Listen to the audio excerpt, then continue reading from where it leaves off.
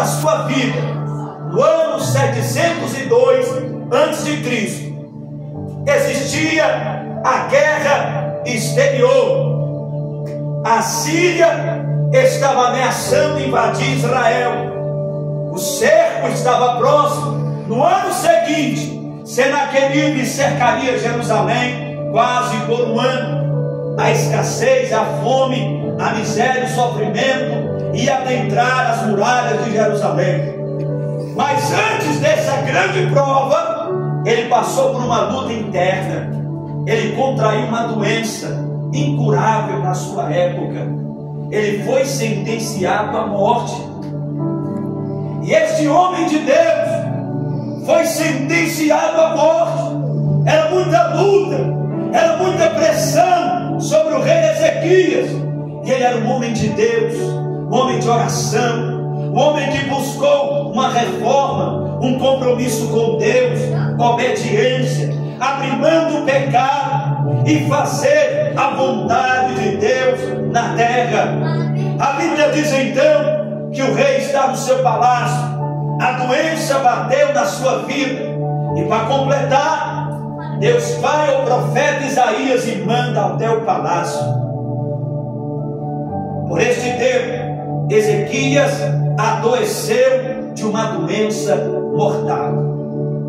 O profeta Isaías, filho de Amós, bateu na porta do rei Ezequias e disse: assim diz o Senhor, põe a sua casa em ordem. Aleluia. Seu filho Manassés tinha aproximadamente 7 anos na época. Põe em ordem a tua carne, a tua casa. Prepara tudo para o novo rei assumir o trono. Você vai morrer. Você vai morrer. E não vai ter como escapar. Não tem como você escapar. Diante desta notícia, ele virou seu rosto para a parede e ele começou a orar ao Senhor. Ezequias disse a Deus: Senhor, Senhor, lembra-te de que eu andei diante de ti com fidelidade, com coração íntegro, e fiz o que é reto diante dos teus olhos. E a Bíblia diz: o rei Ezequias chorou amargamente.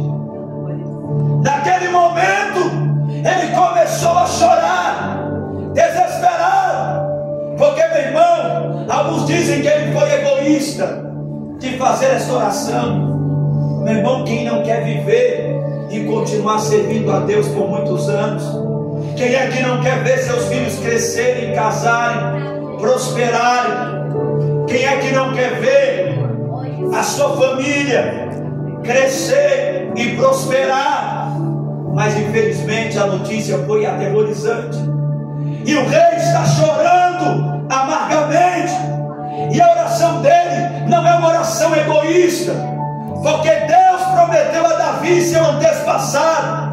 Segundo Samuel capítulo 7, Davi tinha um desejo de construir o templo, mas o profeta Natan falou para Davi e disse que Deus o proibiu de construir o templo.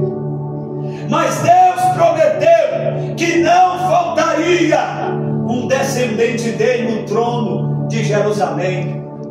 Enquanto seus descendentes obedecessem a palavra de Deus, Deus os manteria no trono.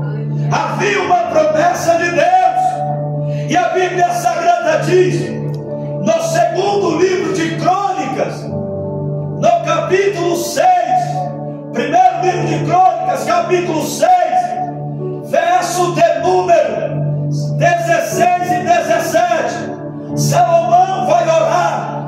E ao orar, Salomão diz: Senhor, o Senhor prometeu a Davi meu pai que não ia faltar um descendente dele no trono. Senhor, o Senhor prometeu que se os seus descendentes guardassem a sua palavra, obedecessem a sua palavra e andassem nos teus caminhos,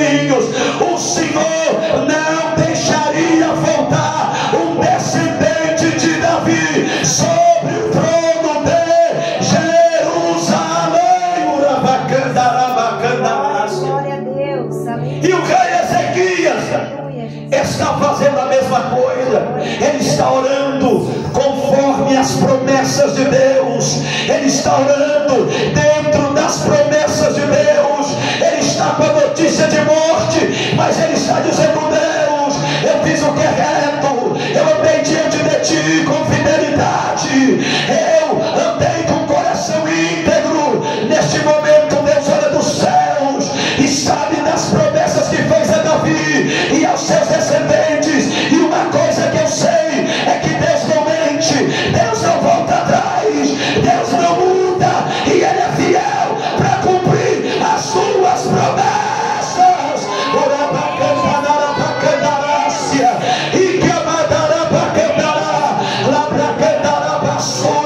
Independente de como esteja a circunstância da tua vida, Deus é fiel para cumprir o que prometeu. Deus é fiel para realizar as suas promessas.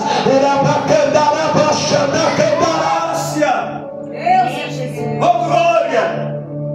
E a Bíblia vai dizer, meus irmãos, que quando o rei chora amargamente, diz a Bíblia, então a palavra de Deus veio a Isaías, dizendo: vá e diga ao rei Ezequias: eu, Senhor Deus, ouvi a tua oração.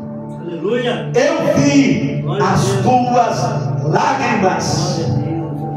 Acrescentarei 15 anos de vida para você. Deus